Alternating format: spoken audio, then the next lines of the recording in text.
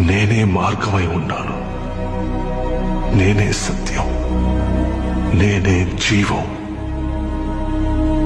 ఆల్ఫాని కూడా నేనే, ఒమేగాని కూడా నేనే, ఆది అంతం నేనే. మొదటి వాడిని నేనే, కడపటి వాడిని నేనే. ప్రభు, నేను చావు కోసం ఎదురు చూస్తున్నాను. ఇకపై మరణం ఉండదు, దుఃఖం ఉండదు, ఏడుపు ఉండదు, చింత ఉండదు.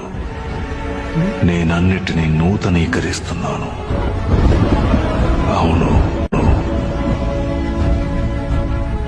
నేను త్వరలోనే వస్తాను. ఆ దేవుని కృప